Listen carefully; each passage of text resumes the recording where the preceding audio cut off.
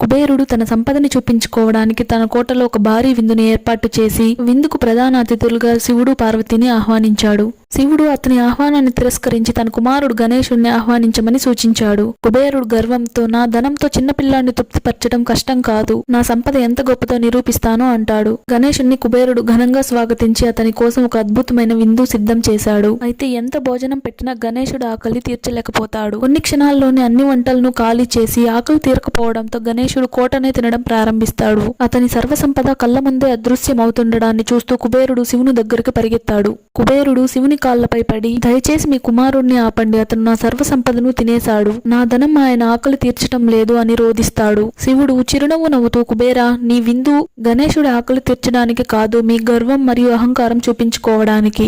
అదే ఆతిథ్యం యొక్క నిజమైన అతిథి సత్కారం ప్రేమ మరియు వినయం పట్ల మిమ్మల్ని అందుణ్ణి చేసింది అంటాడు. పార్వతీదేవి ఒక చిన్న ముక్క బియ్యాన్ని ఇచ్చి గణేశుడికి నిజమైన భక్తితో మరియు వినయంతో సమర్పించమని కుబేరుడికి చెప్తుంది. కుబేరుడు తిరిగి వెళ్లి గణేశుడికి ఆ ముక్క బియ్యాన్ని వినయంతో సమర్పించగా గణేశుడి ఆకలి తీరిపోయింది. ఆయన చిరునవ్వుతో కుబేరుడిని ఆశీర్వదిస్తూ నిజమైన సంపద భక్తి, ప్రేమ మరియు వినయంలో ఉంది, ఈ పాఠాన్ని ఇప్పటికీ మర్చిపోకండి అని చెప్తారు. ఈ కథ మనకి నిజమైన సంపద అంటే ఏంటో తెలియజేస్తుంది. మరిన్ని ఆసక్తికర విషయాల కోసం ఛానల్ ని సబ్స్క్రైబ్ చేయండి. Thanks for watching.